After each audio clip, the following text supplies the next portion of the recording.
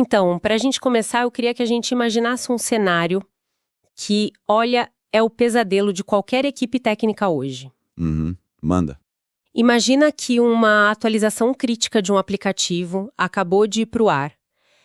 O código lá no back-end está impecável, a latência do banco de dados caiu pela metade e a esteira de entrega contínua, né, o CI/CD, aprovou todos os testes de unidade em tempo recorde, tudo verde. O famoso deploy perfeito no papel. Exato, perfeito no papel. Mas aí, na tela do usuário, o botão de finalizar compra escorregou tipo uns 10 pixels para a esquerda. E agora ele está completamente escondido debaixo de um banner de anúncio. Nossa, um desastre. E o pior é que os scripts de teste tradicionais olham lá para o código da página e dizem que o botão está lá. Dizem que está clicável. Então, o deploy segue tranquilo. Só que as vendas caem para zero em questão de minutos. Pois é, esse é aquele ponto cego colossal que a gente tanto ouve falar. Sim, e é exatamente esse tipo de coisa que está forçando as equipes de engenharia a repensarem, sabe, toda a linha de montagem de software. E é por isso que a nossa missão nesse mergulho de hoje é dissecar os documentos e dados sobre como a inteligência artificial está sendo injetada nas entranhas do desenvolvimento. Com certeza. A gente vai explorar o uso real dessa tecnologia hoje. Desde, tipo, automação visual, assistentes de código, até agentes autônomos em DevOps. Certo, então vamos desempacotar isso. Porque o desenvolvimento de software costumava ser um trabalho puramente artesanal, né? Sim, bem manual. Hoje, virou uma linha de montagem de altíssima velocidade. E a IA é o novo maquinário pesado. Mas a minha grande dúvida é: quem é que está operando essas máquinas? Olha, essa sua analogia da linha de montagem é perfeita para a gente começar. O que torna essa nossa análise aqui tão urgente é que a complexidade dos sistemas modernos, ela simplesmente ultrapassou a capacidade de validação puramente manual. Não dá mais conta. Não dá. Quando a gente lida com arquiteturas de microserviços, múltiplas integrações de terceiros, deploys contínuos acontecendo tipo dezenas de vezes por dia, É uma loucura. a inserção da IA deixa de ser uma tendência legal, sabe? Um experimento de laboratório. E passa a ser uma necessidade de sobrevivência competitiva. Uma questão de viabilidade mesmo. Sem isso, a empresa fica para trás, né? Fica totalmente para trás. As ferramentas analíticas e gerativas estão mudando a velocidade de entrega, claro. Mas é que eu já planto uma semente de cautela para o nosso debate. A mecânica de como elas operam sobre o capô revela que elas não entendem o conceito de qualidade ou segurança como a gente entende. Como assim? Elas não sabem que é um código seguro? Não, elas não têm essa consciência. Elas otimizam padrões matemáticos, entende? Então, se a supervisão humana falha em entender como a ferramenta chegou a uma conclusão, um pequeno erro de configuração agora escala em frações de segundo por toda a infraestrutura da empresa. Caramba. Isso nos leva direto, então, para a base dessa infraestrutura, né? O lugar onde os problemas geralmente se escondem antes de explodirem lá na mão do usuário. Os testes. Isso. Porque antes da gente falar sobre como o código é construído mais rápido, a gente tem que olhar para o que tradicionalmente atrasa essa linha de montagem. O que garante que o produto não desmorone. Olhando aqui as fontes sobre automação de testes, a abordagem clássica de escrever centenas de linhas de código em Selenium ou Cypress para caçar um elemento na tela sempre foi um gargalo imenso. Qualquer mudança quebrava tudo. Exato. Uma mudança mínima de estilo, um CSS diferente e a suíte inteira ia para o espaço. E é aqui que os dados mencionam uma ferramenta chamada Applitools, que, olha, me chamou muita atenção. Porque em vez de ler o código da página, ele usa visão computacional. Isso é uma mudança de paradigma enorme. Demais! Ele basicamente renderiza a interface, tira uma foto mental e compara as grades de pixels com a versão anterior, como um olho humano mesmo, sabe? Ignorando aquele lixo de código por trás. Aqui é onde a coisa fica realmente interessante, porque o Applitools soa como um revisor implacável com memória fotográfica trabalhando na velocidade da luz. Sim, e a engenharia por trás disso contorna toda aquela fragilidade dos seletores de CSS que a gente comentou. E como ele não se perde com diferenças bobas? Algoritmos tradicionais de comparação de imagens geralmente falham porque são sensíveis, por exemplo, a renderizações de fonte diferentes entre os navegadores. Ah, entendi. O que a IA faz nesse caso específico é utilizar redes neurais convolucionais. Elas são treinadas especificamente em layouts de interfaces de usuário, então o modelo entende a semântica visual da coisa. Ele sabe o que é um menu e o que é uma foto. Exatamente. Ele diferencia um conteúdo dinâmico, tipo uma foto de perfil que muda para cada usuário que faz login, da estrutura estática do layout, como o menu de navegação que você falou. Ele só apita se a estrutura quebrar. E, paralelamente a isso, os nossos documentos também detalham o teste AI, né? Que opera numa camada um pouco diferente. O teste AI não fica só comparando tela, é certo? Lendo o material aqui, parece que ele usa agentes de aprendizado por reforço para literalmente fuçar o aplicativo. Fuçar é uma ótima palavra. É como se fosse um teste exploratório, onde a IA vai clicando em botões quase que aleatoriamente, mas com o propósito de mapear novos estados da aplicação, gerando caminhos que, muitas vezes, o desenvolvedor nem imaginou testar. O que é fascinante aqui é que o mecanismo modela o aplicativo como um espaço de estados matemáticos. O agente recebe uma recompensa virtual, sabe? Sempre que ele descobre uma tela nova ou uma interação que ninguém tinha mapeado antes. Então ele não segue um script fixo de clique aqui e depois ali. Não, ele não precisa desses scripts rígidos. Ele infere que um ícone de carrinho de compras geralmente leva para o checkout, independentemente do idioma do app ou do estilo daquele ícone, porque ele foi treinado em dezenas de milhares de outros aplicativos. Isso economiza muito tempo. Reduz drasticamente o tempo de manutenção, né? Se a equipe redesenha a interface inteira, o agente de IA se adapta e encontra um novo caminho sozinho. Mas olha, lendo sobre essa capacidade de adaptação toda, me surge um questionamento bem prático, sabe? Sobre a implementação no mundo real. Qual seria? Se o Applitools e o Test.ai aprendem com o estado atual do aplicativo para definir o que é correto, e se a gente alimentar eles com uma versão que já tem falhas de usabilidade sutis ou fluxos que não fazem o menor sentido lógico, a IA não vai simplesmente criar uma barreira enorme para proteger esse erro. A gente não está assumindo que o dicionário dela é perfeito. Esse ponto é crucial. O que você está descrevendo é o fenômeno do desvio de modelo, ou model drift, aplicado à garantia de qualidade. É o seguinte, os modelos de IA precisam de volumes massivos de dados de alta qualidade. Se a linha de base inicial contém uma falha, a IA vai otimizar os testes para garantir que essa falha seja preservada a todo custo. Nossa, ela defende o bug. Defende o bug. Ela gera falsos negativos em escala.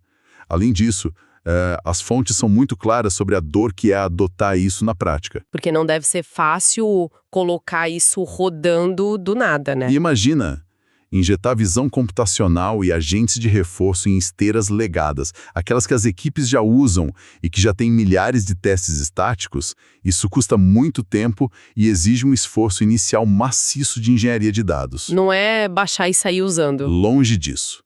Não é plug and play. As equipes precisam calibrar muitos níveis de tolerância da IA, senão ela gera alerta toda vez que um pixel de sombra mudar na tela. Isso requer que os engenheiros passem de meros escritores de scripts para verdadeiros treinadores e auditores de modelos analíticos. De escritores para auditores de modelo. Olha, essa transição me parece definir perfeitamente a próxima etapa do nosso fluxo aqui. Porque já que os testes provam que a qualidade do dado original dita o resultado, a nossa conversa flui naturalmente para a origem do próprio software, né? O momento da escrita do código. Exatamente. O momento em que as linhas são digitadas. Analisando as seções sobre assistentes de codificação, e aí a gente tem o Copilot e o Tab9 nas fontes, a mudança de paradigma é brutal. É outra forma de trabalhar. A gente não está mais falando daquele autocompletar que adivinhava o nome da variável. O LLM lê o contexto, lê os arquivos abertos, olha a arquitetura do projeto na IDE e gera blocos inteiros de lógica ali em tempo real. E a mecânica por trás disso, as janelas de contexto desses modelos, ela evoluiu de forma exponencial, sabe? O Copilot, por exemplo, não apenas prevê qual é a próxima palavra, ele analisa a árvore de sintaxe do projeto inteiro. Ele tem a visão do todo. Isso, ele entende que se tem uma chamada para uma API de pagamento no arquivo A função que o desenvolvedor está escrevendo lá no arquivo B, provavelmente vai precisar de um tratamento de erro específico para timeouts de rede. Ele cruza as informações. Exato. Isso alivia a carga sobre a memória de trabalho do desenvolvedor de um jeito absurdo em projetos complexos. O foco sai da sintaxe exata, de lembrar como escreve um loop específico, e vai para o design arquitetural da solução. Eu até vejo o Copilot como uma espécie de GPS para programadores. Mas aí, lendo o material, eu me peguei pensando numa provocação bem forte sobre isso. Pode falar. Se a gente sempre dirige usando GPS, a gente acaba esquecendo como ler um mapa. A gente não corre o risco de criar uma geração de desenvolvedores que aceita a sugestão ali da tela super rápida, sem entender de verdade a lógica profunda por trás daquele código? E não só isso, eu também fiquei preocupada com a questão do licenciamento. Esse é um campo minado. Porque assim, esses modelos não tiram o código do vácuo. Eles são treinados numa sopa colossal de código open source. Se eu estou escrevendo um software fechado, proprietário da minha empresa, e a IA me sugere um algoritmo perfeito de 50 linhas, de quem são os direitos autorais? Se esse trecho veio de um projeto com licença super restritiva, isso não pode obrigar a minha empresa a abrir todo o código do produto comercial depois. Isso levanta uma questão importantíssima e você tocou em duas grandes limitações que as fontes destacam. Primeiro, sobre o licenciamento. O rastreamento de onde aquele código gerado veio, de quem é a autoria no momento da geração, é praticamente impossível hoje. É uma caixa preta. Os modelos geram isso a partir de parâmetros comprimidos. Então, se o código veio de uma sopa de open source, a contaminação por licenças copyleft é uma vulnerabilidade corporativa invisível, mas bem real. E sobre a perda de habilidades? Esse é o segundo ponto, a atrofia técnica. Você usou o exemplo do GPS e ele é muito válido. A gente reitera sempre o mantra, a IA é um assistente, jamais um substituto. Mas na prática o pessoal acaba confiando demais, né? Acaba. E revisar um código gerado por IA, que pode ser sutilmente impreciso ou inseguro, exige um nível de conhecimento muito maior do que escrever uma função do zero. As sugestões podem ter alucinações técnicas e introduzir falhas estruturais terríveis. Se o dev aceita cegamente, o código passa reto pela revisão humana e vai gerar um problemão lá na frente. Entendi. E pensando na prática, o Copilot ajuda um dev a codar muito mais rápido, certo? Mas se a gente tem uma equipe de 100 pessoas fazendo isso ao mesmo tempo, o resultado não é necessariamente um produto entregue na metade do tempo. Geralmente é o caos. O resultado é um engavetamento massivo de código para ser aprovado, um monte de conflito e uma sobrecarga absurda na revisão. O que nos faz avançar na nossa análise? A gente sai do indivíduo e vai para o macro. Como os líderes gerenciam essa nova velocidade de equipe? A orquestração do fluxo de trabalho. É nesse ponto que a automação deixa a sintaxe pura e entra na gestão. Sim, e é nesse gargalo que ferramentas como N8N e DeFi aparecem nas fontes. Pelo que eu li, elas unificam sistemas de rastreamento de bugs, gestão de tarefas e comunicação em um único fluxo automatizado, o que é ouro puro para o desenvolvimento ágil. É a solução para a passagem de bastão. Em ambientes ágeis, o atrito raramente está só no código, né? Ele está na comunicação entre a equipe e os sistemas. Para dar uma imagem visual, eu imagino isso como um gerente de projetos invisível direcionando o trânsito perfeitamente na nossa linha de montagem. Tipo, um bug cai no sistema, a IA já lê o log, já acha o código com erro, já cria a tarefa e já avisa no Slack a pessoa certa com um rascunho da solução. Tudo sem ninguém clicar em nada. Essa arquitetura baseada em eventos realmente atinge seu ápice aí, reduzindo o tempo de resposta drasticamente. Mas então, o que tudo isso significa para o time? Nós apenas ligamos o piloto automático do N8, por exemplo, e vamos tomar um café. Isso não cria uma falsa sensação de segurança gigante para a equipe de gestão? Concordo profundamente. Cria sim. E o maior desafio aqui, que as fontes destacam como o obstáculo mais letal, é o que a gente chama de passo zero. Mapear os processos antes de automatizar. Isso. O mapeamento prévio. Se a equipe vive de apagar incêndios com processos que não estão documentados, a automação não vai consertar isso. E as equipes sempre têm uma resistência enorme a fazer esse mapeamento. Eles querem a solução mágica rápida. Exato. Mas automatizar um processo quebrado só gera resultados errados mais rapidamente. Sem um monitoramento muito próximo e regras muito bem definidas, essa automação excessiva faz com que as equipes percam totalmente o controle e a visibilidade sobre os processos e a qualidade final do trabalho. O equilíbrio com a supervisão humana é, inegociável aqui. Não dá para largar o volante. Mas, bom, com a equipe alinhada e o fluxo automatizado da melhor forma possível, a nossa análise agora foca no futuro e no macro, né? Porque não é só sobre gerenciar o que está acontecendo agora, mas tentar prever os problemas e automatizar a própria entrega do software final. A análise preditiva e o DevOps. Isso. Os documentos detalham, primeiro, o AutoGPT, né, sendo usado para análise preditiva. Ele cruza dados históricos do projeto para identificar quais práticas de código estão gerando mais bugs, permitindo que a equipe corrija isso de forma proativa, como se fosse uma bola de cristal para bugs. É uma capacidade analítica absurda. Sim, fiquei maravilhada com a ideia. E, em segundo lugar, a adoção de IA direto no DevOps, com o Creo AI. Eles usam agentes para automatizar a integração e a entrega contínuas e monitoram o desempenho do aplicativo em tempo real para caçar gargalo no sistema. Agentes operando a infraestrutura dinamicamente. Só que aí vem o meu pushback nisso tudo. Entregar código mais rápido com IA no DevOps parece incrível na teoria, mas se a IA estiver conectada diretamente à esteira de entrega, com poder para mexer na nuvem, isso não cria portas dos fundos ou novas vulnerabilidades de segurança que não existiam antes? Se conectarmos isso com o panorama geral da nossa discussão, os seus medos são totalmente válidos. Começando pela análise preditiva, ela tem um ponto cego letal. Se os dados históricos estiverem incompletos ou tendenciosos, a IA vai gerar previsões enganosas e levar a gestão a tomar decisões desastrosas. Lixo que entra, lixo que sai. Exatamente. E no fronte do DevOps, a IA pode sim introduzir novas vulnerabilidades gravíssimas.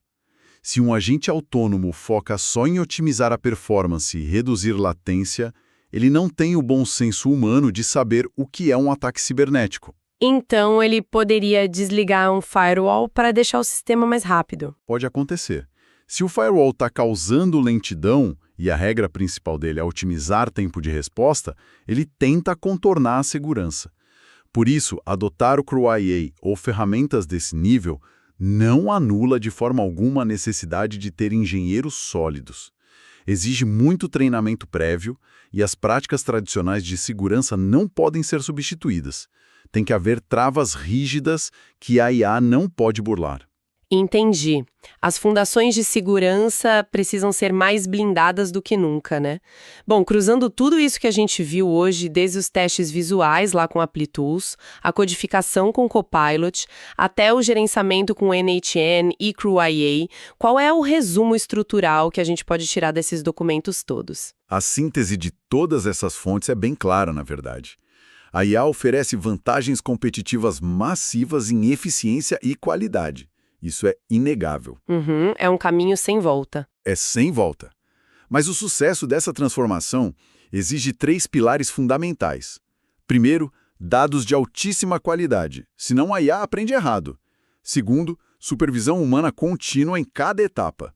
O auditor que a gente falou. Isso, o auditor. E terceiro, a compreensão absoluta de que a IA não compensa práticas ruins de engenharia. Ela não arruma a casa sozinha, ela só acelera o que já está lá. O ceticismo educado dos desenvolvedores e a gestão rigorosa são os freios que permitem que essa velocidade toda seja mantida sem bater o carro. Uma excelente conclusão. E eu queria aproveitar para deixar um agradecimento imenso a quem está nos acompanhando hoje, dedicando esse tempo para explorar esses documentos complexos com a gente.